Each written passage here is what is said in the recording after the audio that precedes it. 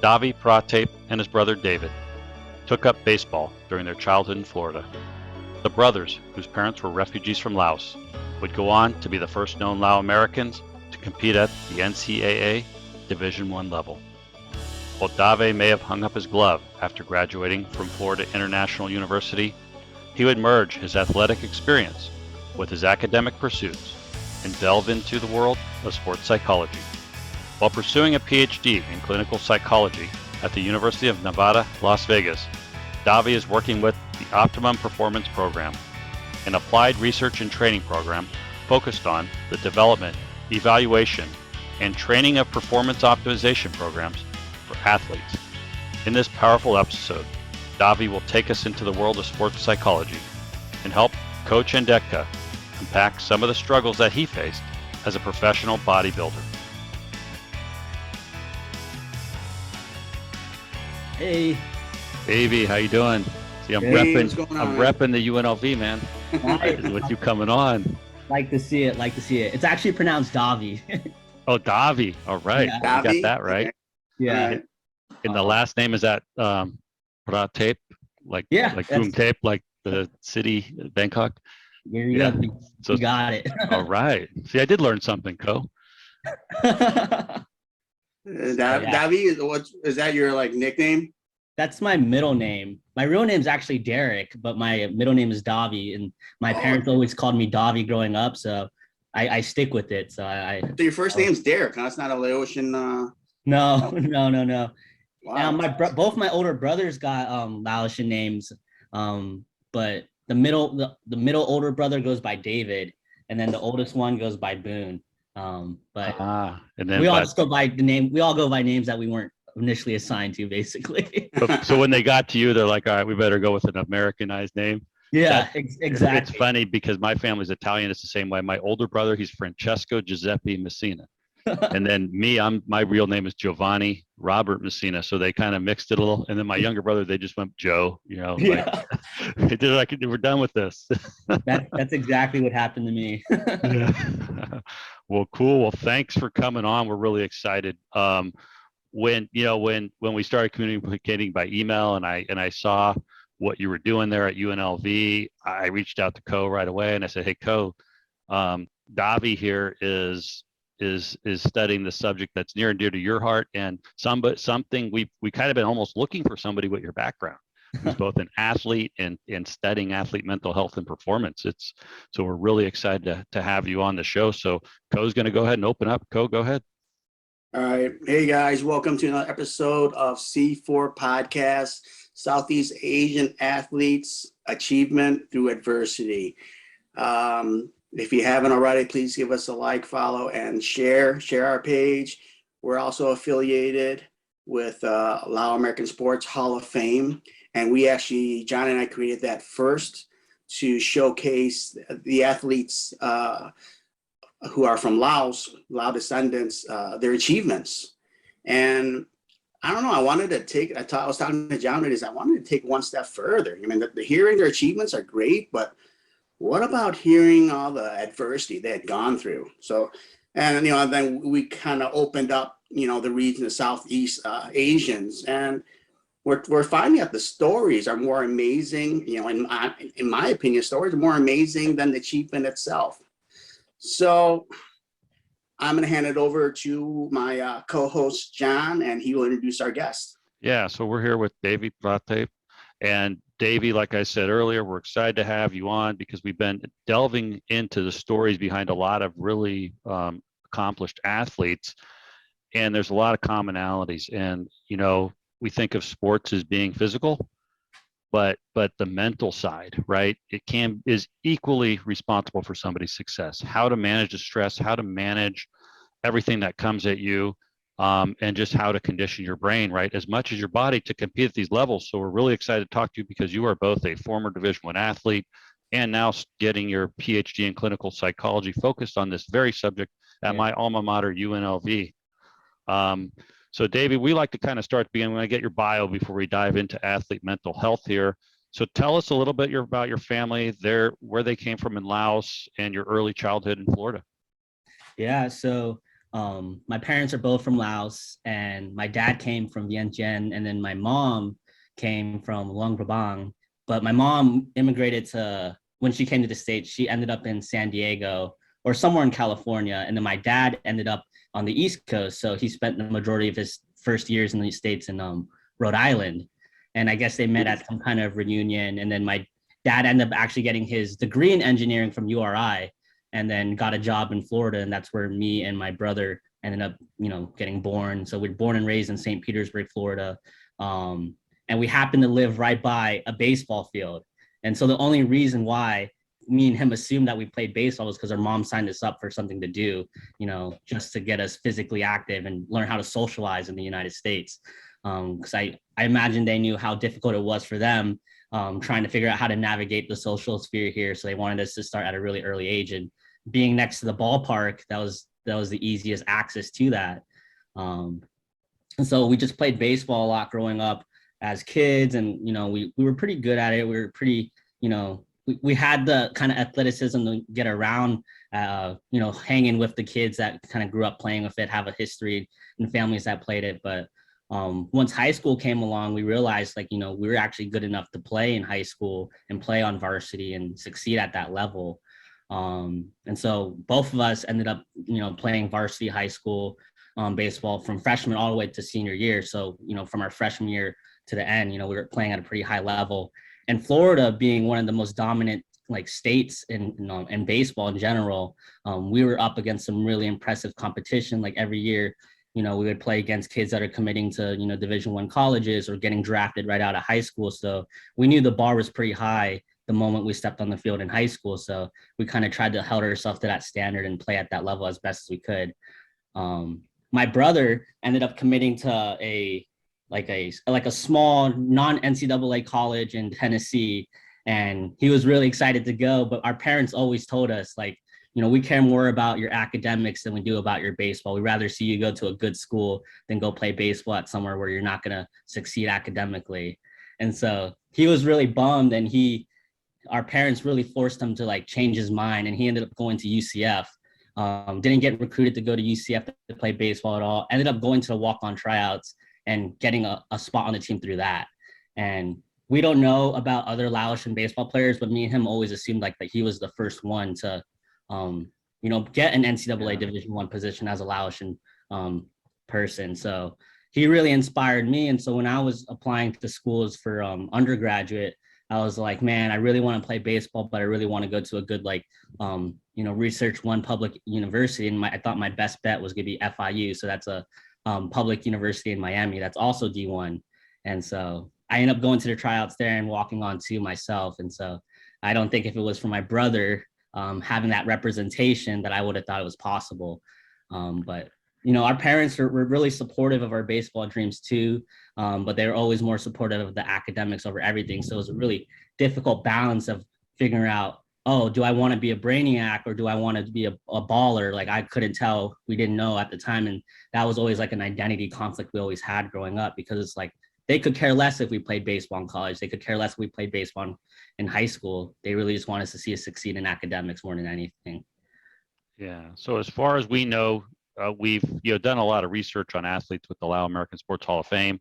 We have not found any other Division I baseball players that have ancestry from Laos. So you're probably right. Your brother may be the first one, but we have no way of knowing. Yeah. But with what we're doing, we're starting to document this. We have a list of every known football player, for example, that we've created, and we're missing some, no doubt. But yeah, so that's a big accomplishment for him as well. And yeah, University of Oh, sorry. Go ahead, Ko. I was going to ask what position they played.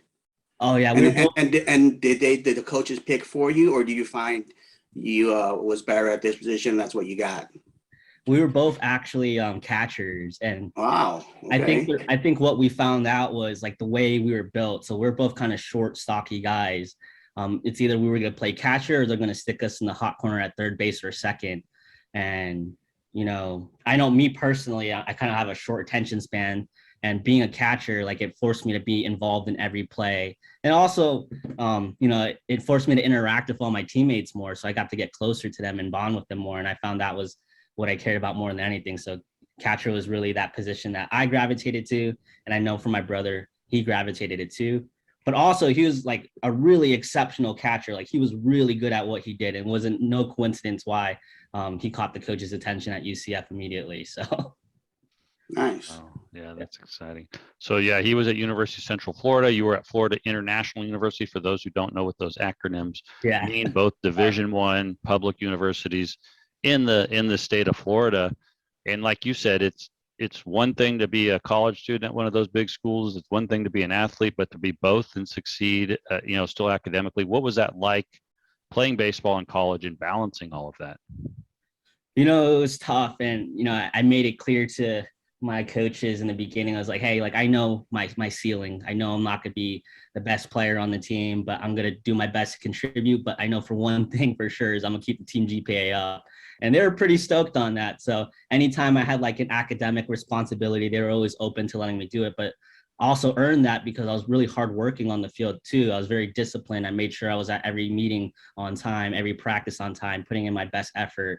And I think a lot of that comes from our parents, who were really, really strict on us, really hard on us for being disciplined, because they're like, if this is what you want to do, you're going up against a bunch of, privileged white kids who've had, histories and generations who know exactly how to make it in playing baseball. So you're gonna have to work twice as hard. And if you're not willing to do that and suck it up when things get tough, then you're not going to make it out there.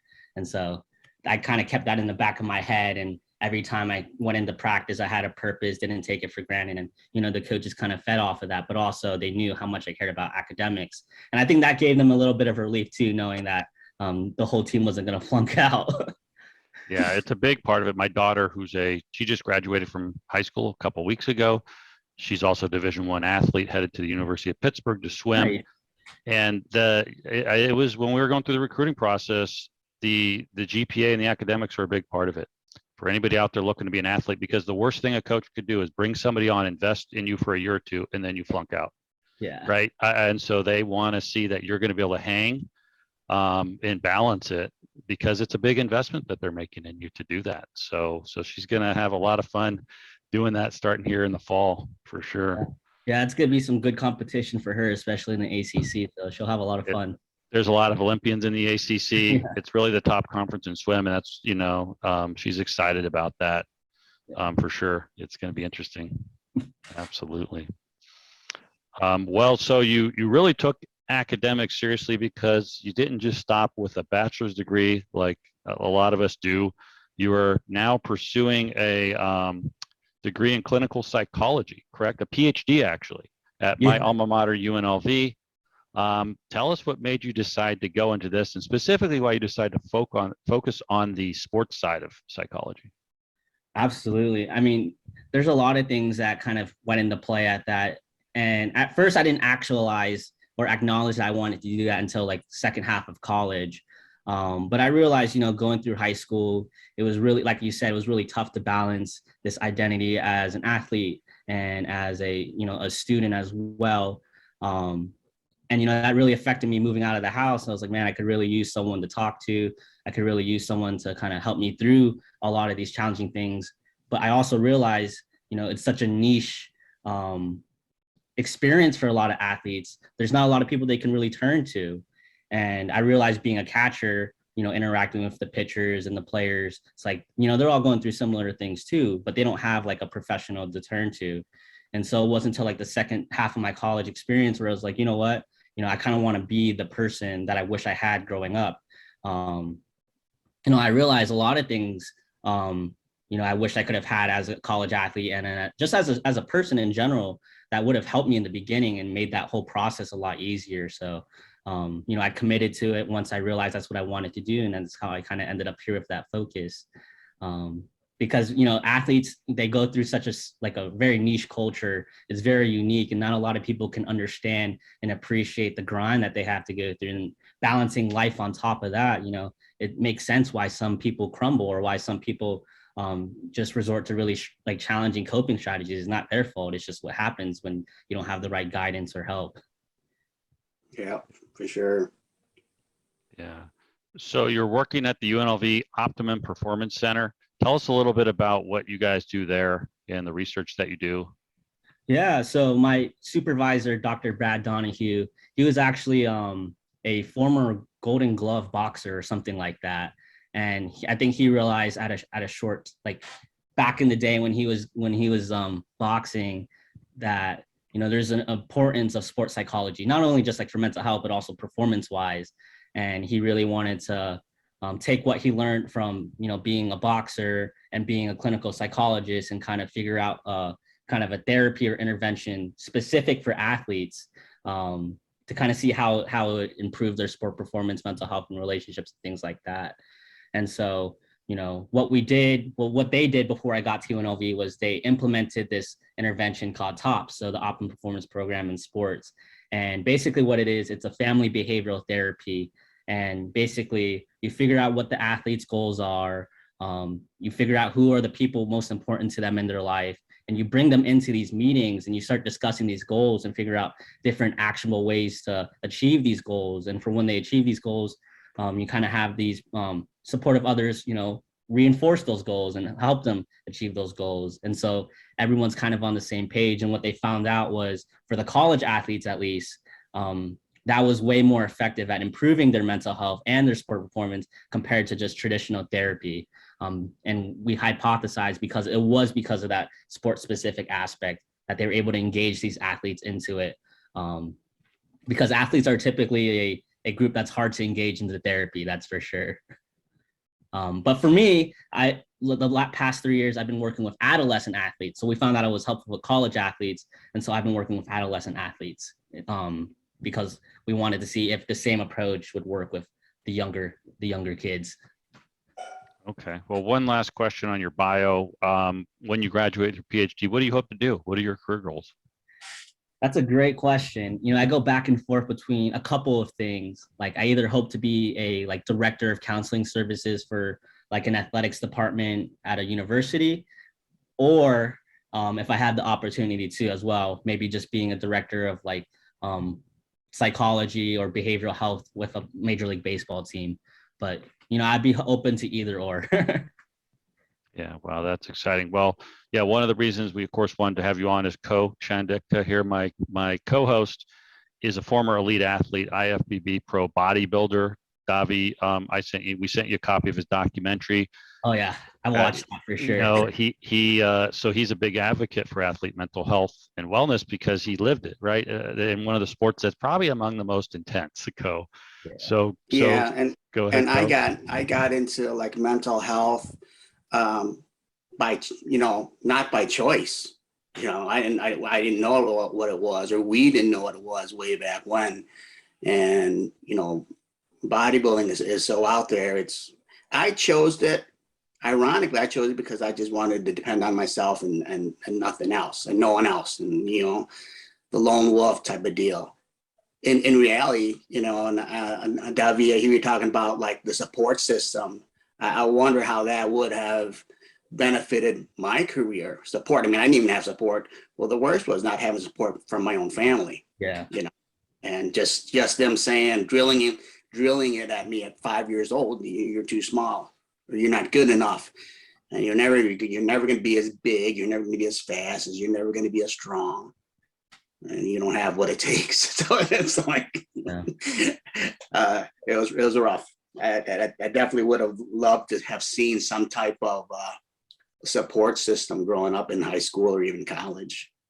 Yeah, no, I definitely agree to your points there. And a part of it is too, it's you have your own visions, but your parents have their visions too, and they only understand so much of what this American sport culture is, and it's tough to teach them in the moment. It's always easier to explain it to them in hindsight, and that's always been something that's always tough to balance, as far as having your parents come here and expect you to go to school, become a professional, and then make money that way, but then also you have to teach them what the value of playing sports and being involved in this passion.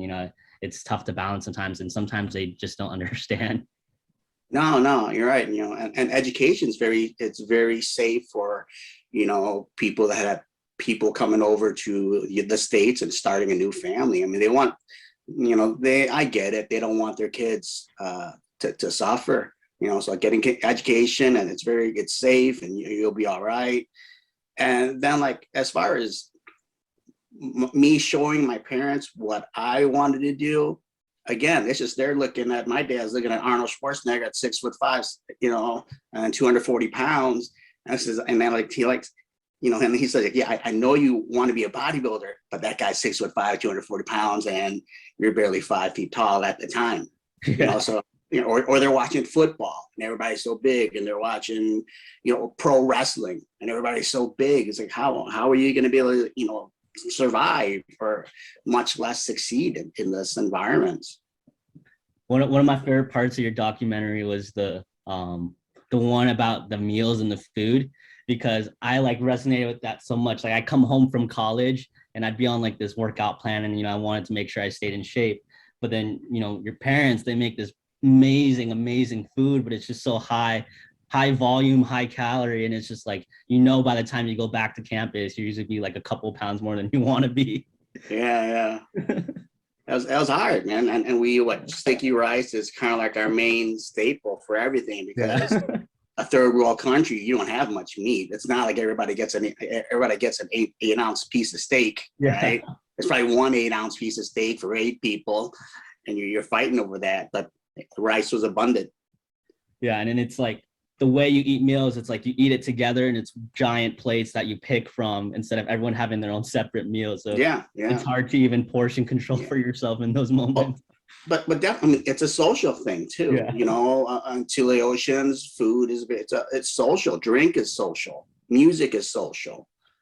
And it's just, but it's like, man, where are the athletes at? Especially coming up in my time, like the 80s.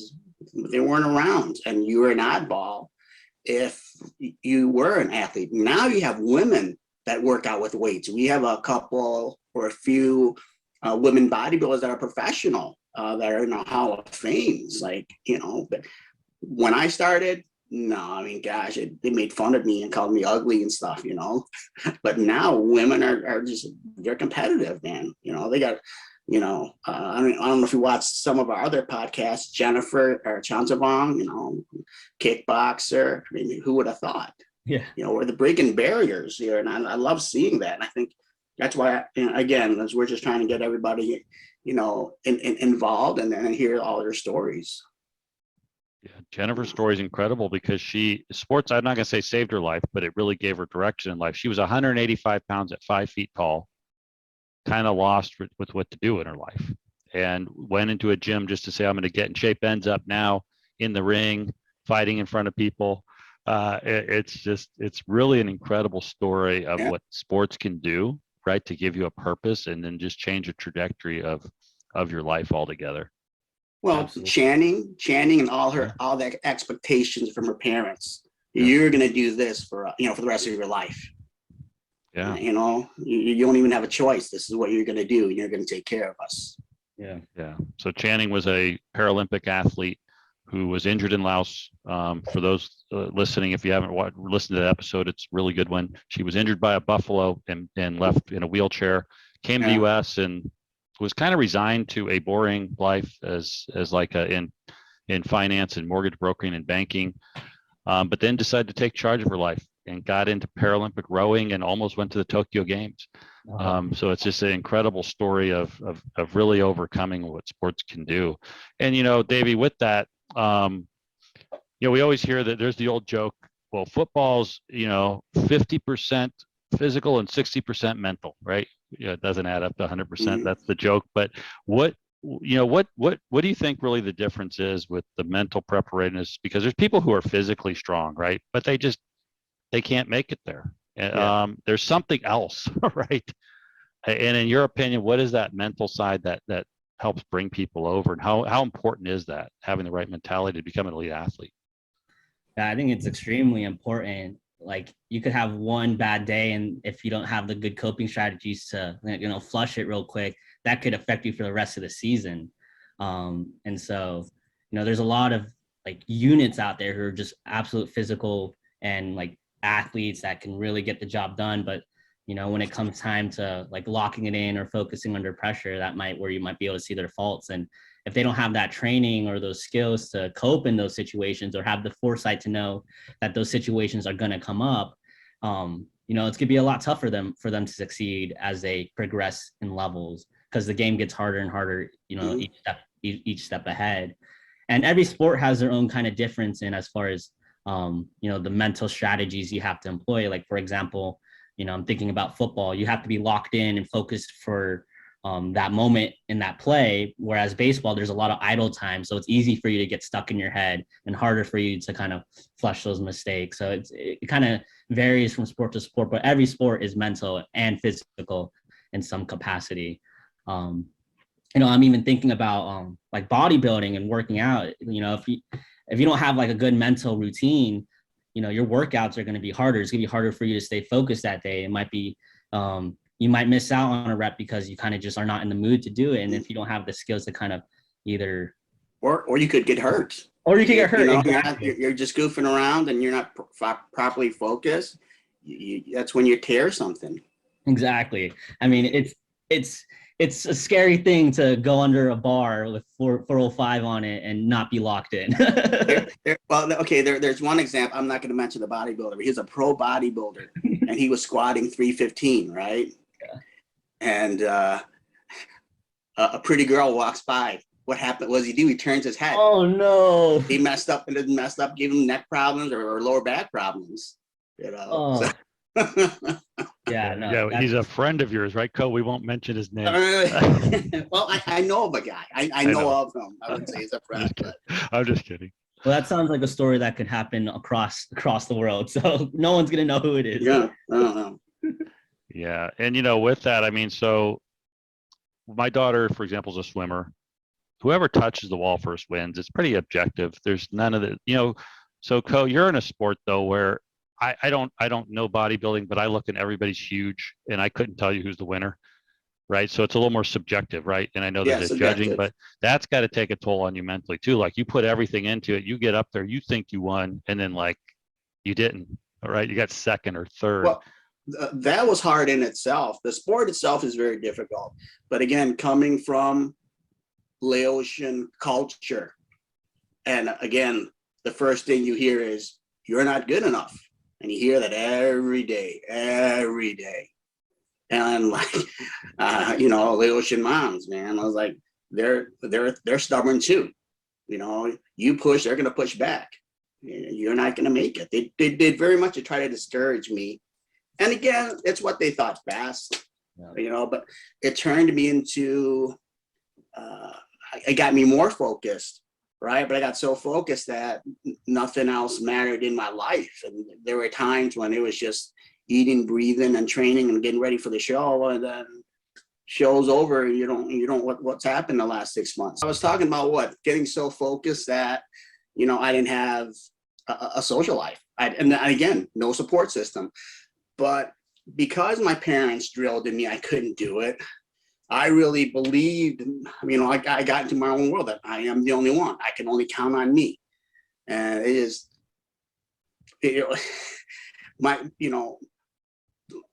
gosh, how can I say it? It's almost I got what I asked for, because at the end, I was alone, and I coped in a way that I wish people wouldn't cope, but that's what I knew. And it just led me to a very dark place. But it got me into mental health and understanding myself, of like, how I was, why I was the way I was when I was a kid, and all that, all those experiences, in your youth affects you. So I'm big, and I'm big on mental health, not just for athletes, but just in general. Like, you got to be able to talk to somebody, and holding it in is the worst thing you can do. Yeah. So. Yeah, and Ko, you retired from the sport, and you brought this up before and told me about it. It's one thing to compete, then when you retire, you lose part of yourself, right? I'd like, tell us a little bit about your experience retiring, Ko, and then we'll have Davy maybe chime in from a mental health perspective. Yeah, definitely. When you retire, everybody loves you when you're winning and you're a champion and you got millions of friends and the phone rings. The day you retire, everything stops. Mm-hmm. and that's quite shocking. It's just what just happened. You had this a belief that you did have some type of support system, fans or friends, especially friends. I had so many fake friends that I realized when things were bad and I was hurting, nobody was there. And then I make a quick comeback and they're my friends again. It's just back and forth until you realize, and then I just accept the fact that, this person isn't a positive influence in my life. So being older too, I mean, I retired because I was like 47, 48. So it's kind of like, even if I wanted to compete, there's not much, that my body's going to be able to do. Like right now I'm staying lean, I'm just eating healthy. Everything is for a healthy lifestyle and to be fit, but I'm nowhere near, the whatever 180, 90, 190 pounds that I was when I was competitive. Yeah. So I don't know, Davey, any thoughts from a psychology standpoint of athletes or advice to people who are going to be retiring? And I know it's not your specific area of study, but what are your thoughts? Well, even if it's like not my specific area of study, it's still something I had to think about after I was done. You realize a lot of the friends you've had growing up in sports was kind of more like proximity friends, and you didn't actually build like maybe some deep, meaningful connections after the time was said and done. And in hindsight, sometimes you wish you did, because it would have made it easier to shift out. But for me, I know it was challenging because I grew up in the time when social media was booming. So you're constantly flooded in your feed with all these people your age or similar in age, like killing it or being successful, and going on after you're done killing it where you're at and being successful somewhere else. And you kind of have to take a step back and figure out what path you want to pivot, where do you want to kind of direct your purpose after you're done playing. And fortunately for me, like I said, like I had the kind of like the academic part of me still having my back, but for a lot of people they don't, and they're kind of lost after they're done playing. But the beautiful thing about sports too is like once you're done playing, that doesn't mean you have to stop being involved. And for a lot of people, I noticed staying involved in the community, helping other kids in sports or coaching them, at the level below, has kept them at bay and kept their identity kind of stable. With all that being said, but it really helps, as far as future athletes go, is like making sure that, they take a holistic approach to life and not make being an athlete their only sole identity. Because it is one way to be happy, but it's not the only way to be happy. Yeah, and that was definitely my thing. I made it so much like it defined me. Bodybuilding defined me. If I won, then I'm successful. Like even like I'm a good person. If I lost, I was a loser, piece of shit. I would call myself a piece of shit. Just like go in the gym and train and call myself you piece of shit. And it was like it just wasn't the right. Again, I didn't know anything about it way back when, and it just wasn't around. Like even therapy at the time was kind of like, it was iffy. Now it's available. Yes. Yeah, sports in itself, just like beyond like just Laotian athletes, sports in itself as a culture has becoming a bit more progressive as far as like seeking mental health goes. Like 10 years ago, I don't even think we'd be having this conversation right now because it would still be so stigmatized. Yeah, and I don't think people realize that it makes the difference, right? It's like train harder, but there's another side. You got to keep your mind right, or you won't succeed. Absolutely. Well, I mean, you guys see my documentary. I talked about the addiction to painkillers, and I was with a big company at that time. And had there been like resources for me, like now you got resources. You can go get help. They'll give you some time off. They'll send you to a center, right? Or at least have someone to talk to. I had nobody to talk. Here it was, like I'm just trying to. Every day was faking it. Every day was like thinking, man, it was like that own paranoia. Are they gonna notice something wrong with me, or am I gonna be? How do I look today? And I really did. I wanted to keep.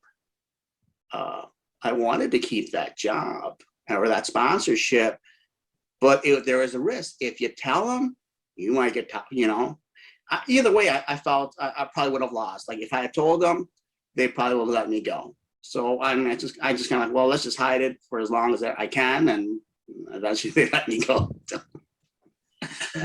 Yeah, substance use and PEDs, like that's a prevalent thing in all sports. And I just think it's because of like this need for instant gratification or instant results, because those, like, they exist for a reason, because they do in a way enhance your performance in that moment in time, but the long-term effects of them, they really tear you down. They tear down your relationships, and at the end of the day, it's like you lose a lot of yourself because of those different substances and things like that. But it's not an uncommon thing to hear about your teammates or someone else, you know, kind of using these substances, and then also seeing them get bigger, get stronger, then perform really well. And it becomes this subculture where it's like, oh, maybe I should kind of experiment with it myself if they're having all the success and then no one's finding out. But at the end of the day, like, the risks definitely are there. Oh yeah, well, I mean, there's more information on it than way back when too. And again, like, not even, let's say they're not doing PEDs, but let's say they like going out and drinking, you know, like, or just regular recreational stuff. Yeah. You know, you just won a big game, and everybody's in at the party, and you're the man. You know, everybody's like staring at you. It's like, you know, you kind of go with the flow, and whatever is there, you get it for free. That's one of the problems too. Yeah. You get it for free. You're like, so it's how many athletes would you say are using that don't get caught versus the ones that do get caught? What percentage would you say? I couldn't tell you. I wouldn't know, but I know there's been, like, I know like getting caught is always on everyone's mind, because we, like, especially in the NCAA, because they all get tested so frequently. But a lot of them do things where they kind of cheat the test and they don't get caught. Test. Yeah. So I couldn't tell you. Well, it's like there's a joke in bodybuilding. 95% of the guys do drugs, and the other 5% lie. Yeah. You know? Yeah, there's always ways to beat it. And that like, and some guys take pride in that, you know, and that to me as an athlete, it's like, why would you take pride in that? Yeah. You're taking pride in, like, you know, I'm still like, when I consider my athlete, it was pure, you know, it was all about, you know, discipline and hard work. And, you know, now these guys are happy that they beat the test. Yeah. You know, so it's a different, there's a different group of athletes, you know. Yeah, and if it's not like cheating their bodies, they, like, there's other ways they can enhance their performance. Like, you know, like, for example, like, people might tamper their bats, or like people might tamper their equipment so they can play a little bit better. So it's like, if it's not them actually doing substances, they might be doing something on the field that's not cool. But it's just tough to know. And the scary part is that's being handed down by the coaches. The coaches are teaching them that. Yeah. All right. I hear that story. It's not the bad student. It's a bad teacher. Yeah. That's from a Jackie Chan movie. So with that, I mean, there's this incredible, probably temptation, right? You know, to take something or to try to do that. And I know you want to be perhaps part of a Major League Baseball team or at a university. What strategies do you think organizations can employ to make sure that their players, right, or athletes go take the right path? Well, especially nowadays, I like, with the increasing resources, definitely educating the higher ups, like the people that actually run these organizations, on available resources for athletes is definitely going to help them move it in the right direction. But then also for athletes to learn about the kind of environments that they're in, and what certain people, places, or things might trigger them might do some of these negative coping strategies compared to others, and helping them also realize the people, places, and things that are consistent with what they want to achieve, and trying to show them, like, if you spend more time in this box of things, you know, it'll keep you away from, you know, the temptation to use like substances or cheat or things like that, but also help you start achieving your goals more. So kind of reversing their bad habits and trying to add new habits that are much better for them to follow. But from the top, just really educating the top people and like, hey, these are the resources available to them. Make sure they know they have full availability for it. So are they like classes that are available that the team, let's just talk baseball, Yeah. right? So does a baseball team, I mean, you got your trainers, you got your, all these other people working with you, right? But you never hear about the mental health. Is it like a group setting or is it where someone can go and have a one-on-one relationship for that? Yeah, so a lot of things have changed as far as Major League Baseball and college athletics goes, where they're hiring like one director who is like the main guy who kind of coordinates these resources. But then there's people under that director who might see players more intimately or hold groups or hold workshops that are available to those players. And so players can be seen in groups or players can be seen one-on-one. Players can be seen for mental health problems or they could be seen for strictly performance psych stuff. And so there's a lot of big shifts going on in these big organizations. Like I know the NBA and I think the NFL just required every single team to have a staff psychologist on so that players can see at least someone rather than being referred out to the community. Because beforehand, it used to be like this director of employee assistance program and players would go to them and they'd be like referred out to the community for help. But now a lot of teams are having psychologists on board on the organization and even having an office like in the stadium so they can go to them. And they're trying to do a good job at making it very, very open and transparent. So there's less of a stigma of people going to get help too as well. I mean, yeah, that totally makes sense. It makes the athlete comfortable. Yeah. Right. I mean, I remember when I first started going to therapy, I was afraid like who would see me, walk into the building and I get out of my car. Is someone gonna, know? And then what are they gonna say or think about me? And I was like, screw it, I'm just kind of gonna keep it hidden for a while. Yeah. So, yeah, no, that's really cool. A lot of cool things happening, in sports. I like. Like I know in the MLB, actually for a summer, I was like the bullpen catcher for the Stockton Ports. And they had this clinical sports psychologist on staff, and he would just go while they're taking batting practice, go walk around the field and hang out with the players and stuff like that. So they didn't hide anything at all. It was just like out in the open, like, hey, come hang out, let's talk, let's chat. Whether it was like an actual session or not, I don't know. But for the most part, it seemed pretty transparent, which I thought was really cool. Well, I mean, at first you got to earn the player's trust, right? Yeah. We got to be able to trust you. Like this is secretive, I don't want anybody finding out that I'm a nut, So I don't want, anybody finding out that I'm using stuff that, or it's bad for you, kill you. Yeah. And it's just not something, you can't say that to family. You can't say that to friends. They don't get it. Yeah. And as far as like the beauty of having like a psychologist on staff like that, they do have the ability to like diagnose you and then actually get you resources or medications that you might actually need to help you, and get you kind of the approval from the organization so you can use it. So it's like, there's nothing to hide. There's nothing behind anyone's back. You have the documentation for it. And so now there's less people that have to kind of hide what they're using because they have kind of someone helping them out that's like a professional.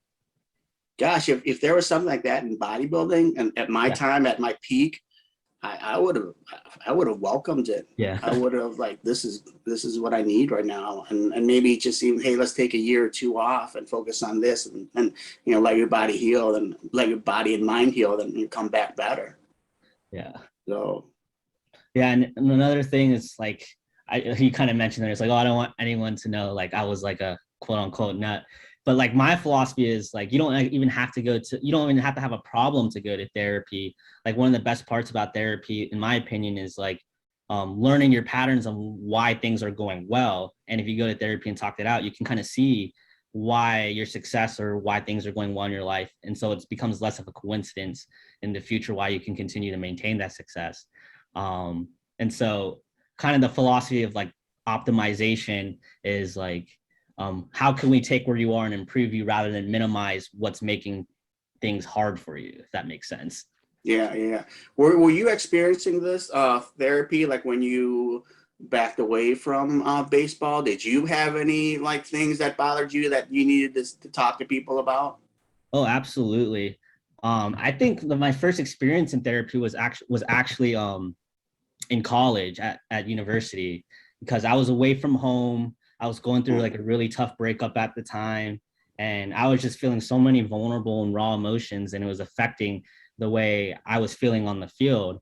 And so, I learned about the counseling center at FIU, and that was like one of my first experiences. I was like, wow, it actually felt good to even talk about or get it off my chest. Yeah, yeah. I started developing a bit more of an awareness and understanding of emotions. And that's one of the reasons why I kind of got sold on becoming one myself.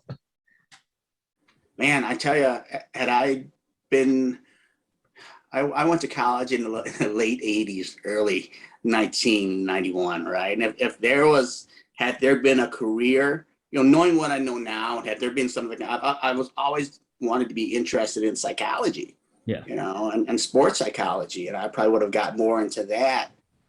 But the deterrent, sad to say, my parents, you're going to make more money as an engineer. You're going to make more money as a doctor. But they don't even hear you like, this is my passion. I'd love to help people with this. You ain't gonna make no money. Be a doctor, make more money. Be an engineer, make more money. Be a nurse, make more money. That was the bottom line. So I was like, I couldn't even like.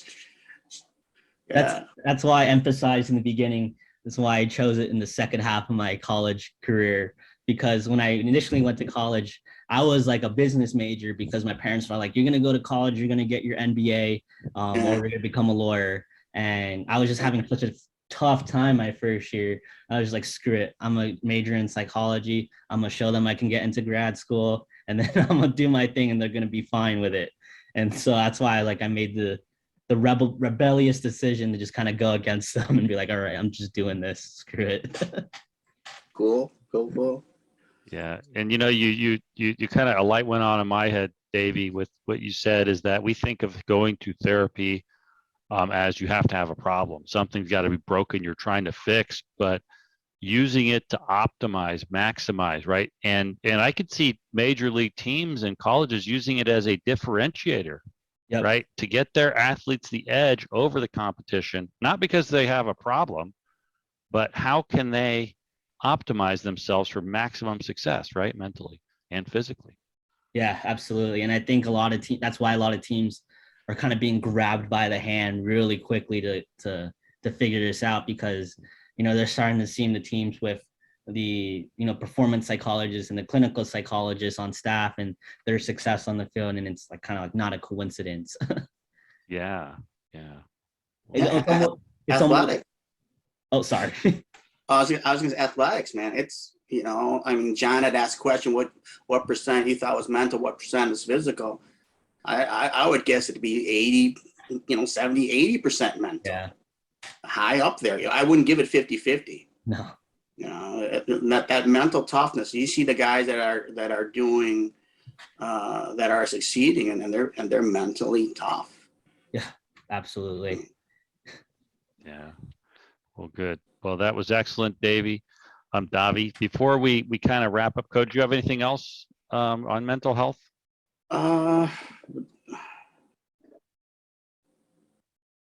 And while you're thinking about that, Ko, we want to give your brother a shout out, because he was a Division I baseball player. Tell us a little bit about what he's pursuing here. Something exciting, right? Yeah, if you're looking for another interview, I highly recommend hitting him up, because his story and his narrative is similar to mine, just because we grew up in the same household, but he's had his own path, and it's inspiring for me to hear. Now he's in his second or third year of medical school. He knew from high school going on, he's all like, mom and dad really want a doctor in the family, so I'm gonna go to med school after I'm done with college, and that's kind of what he's doing now. So who's older? He's older. He's older. I'm the youngest. Gotcha. Yeah. So I was thinking, hey, we should maybe invite him too, but I'm like, if he's going through med school, this is probably the last thing he has time to do. Yeah, he's actually taking his boards this week. Yeah, that's where we're like, it's probably not the best time. But we would love to have him on one day when things settle down for him, because he's accomplished a lot, and probably, as like you said, we'd love to hear his story as well. I told him about y'all's page and your podcast and everything like that, and he was so stoked. We were both so stoked because all we ever wanted, like growing up or even playing, was like just representation. It's like we knew in our hearts, like there's got to be other kids or other people out there that look like us and that are playing and achieving things like us, and to kind of find that community, even if I don't even directly talk to these people, was just peace of mind knowing. So as far as your all's impact on everything, I mean, look at here we are now having this chat about it. This wouldn't have happened if you guys didn't establish this. Well, thank you. But let me ask you this: who were your role models? Who did you guys look up to? Because you're saying it was mostly, playing with white kids, right? Yeah. Baseball, Florida. Who were you, or did you look more to the Japanese athletes? Because that, it's very big over there. Or who did you guys look up to as far as athletes, role models? It's funny, so my brother's favorite player was Ichiro growing up, and my favorite player growing up was Barry Bonds for some reason, because I loved it. I loved to hit, and I was like, who's the best hitter? Barry Bonds. All right, that's the guy that I'm gonna try to be like. But me and him both really admire watching Ichiro play, just because he was such a prolific baseball player, and he also was Asian too. And we didn't care what kind of Asian it was at that time. We were just looking for anyone. Yeah, we're just happy they're Asian. Yeah. And then we kind of rubbed off on a lot of our friends that we kind of met across playing. Like, we play against different teams, and we might see another Asian baseball player, and we kind of get motivated by that, to see them kind of killing it, and we're like, oh, we're gonna be just like them, or things like that. But there was also a period in time when we were playing that our cousins in Florida played baseball too. So from like the ages of like 9 to 14, we all played on the same club ball team, and that was really cool too, because it was like we were playing all these random teams, and there's like 4 Laotian kids on it, and they're like, who are these guys? And so it felt like we were putting, our countries on the map in a way, so to speak. And some of my favorite moments in playing baseball were like playing with my cousins or playing against my cousins, because he played at our rival high school. So our families love those games. Yeah, for sure. Well, great, Davy. Well, hey, this was a great conversation. We're really excited to have you on, and we'd love to connect with you again in a couple of years when you land that big job as on a major league team or what have you, and hear about how it's going. I hope this is just the tip of the iceberg, that we're touching on. So most definitely. I mean, y'all are doing something really, really special here, and I can't wait to see it grow and develop, because I meant to mention this. The only reason I found you guys' page was because I have to do like an autobiographical statement for my internship coming up. And I was just trying to like think about myself, like what about me is unique. And I just searched Lao American athlete. And the first thing that came up was you guys' page. And that's when I went down the rabbit hole and looked through the page, and I was like texting my brother, like, yo, check this out. This is so sick. Like, there's people on here, they play Division I sports just like us. Like, look at them. Like, and it was just, that was the rabbit hole. Yeah, nobody knew there was a pro football player, a rodeo cowboy, a professional rodeo cowboy, right, Ko? That's when everybody said, you got to be kidding me. Billy Soxoda, great guy. But, so like I said, I'm Italian, and that's how this got started, because we had a lot of role models. Joe Montana, Dan Marino, right? Italian American guys. And we have a Hall of Fame right here in Chicago where Ko and I live. Nice. And I told Ko, I said, hey, we need something like this for the Lao athletes, a Hall of Fame. We got this. It makes us proud, right? We have people to look up to. And that's why we started it, is to help hopefully give them those role models and then connect everybody. One of the best things is people that would have never met are meeting, like athletes and stuff, right? That have kind of connected through this. So, yeah. Exciting. Yeah. And then it grew into C4, because it's just like, man, why not let's hear some of these guys' stories, what it, like I like to think like I got an interesting story, it was pretty, it had a lot of mental health issues. It had addiction. It had, recovery. It's just, and I know a lot of people aren't comfortable talking about that. But to me, I think it's an obligation as an athlete. If I want to help other athletes, let them know that you could go down this road if you're not careful. But then also too, if you do, there is a way out. I never want, I don't know, the younger Laotian kids like you, Davy, you guys are getting it, but the ones that are around our age, John and I's age, they're kind of, there weren't too many athletes, but they're also kind of resentful towards the younger kids. Mm-hmm. I remember not only from family, but from a lot of the Laotian kids, I got a lot of resentment. They wanted me to fail. You ain't never gonna do it. So I had all this negative energy, and that was the problem. It was way too much negative energy. Yeah, and I don't know, combusted or something. So yeah, it's tough. Sometimes, growing up for me, it was I was too Laotian to be with the white kids, or too much with the white kids to be Laotian, and it was always this identity crisis growing up. It's just always so much pressure to withhold and things like that. But I love your attitude about wanting to see the younger dudes like us succeed. Yeah, because you guys are the future, man. You guys are, that's awesome. And I want to buy jerseys. I don't want to buy just whatever LeBron jersey or Jordan jersey. I don't like a real life jersey that with a Laotian name on it. Yeah, that's awesome. Yeah, because I know growing up, I don't know what it was like from the era you're in, but there was a pretty good Laotian sized community in Pinellas County, Florida, or just Florida in general. But there was these pockets of gang activity too, and our parents' biggest concern was that we'd fall into one of those subgroups. And it's you love people who look like you, and you'll interact with them regardless. But you always feel the pressure of which side am I going to lean on? Which side am I going to lean on? Because you feel safe in both. Yeah. Yeah. Sure. I'm glad you guys didn't go down that path. That's crazy. We got John knows more about gangs, because he's from Northern California. Yeah. All the crazy stuff, stacking and all that. Yeah. So, we don't have much here, in Chicago. We don't have too many Asian gangs, but it seems like the West Coast. I guess they're everywhere. In the 80s and 90s, right? It's died down, but it was bad in the early 90s. We've had a few guests on, for those who haven't listened to all the episodes, who talk about it in depth. But I think that culture is changing, and so giving them another outlet, sports, things like that, is really the solution in a lot of cases. So yeah, it really is, and that's why I'm glad. Just even the two words Laotian and sports and athletes together, it gives someone to realize there's other ways to being. Yeah. Well, awesome. Well, great, Davy.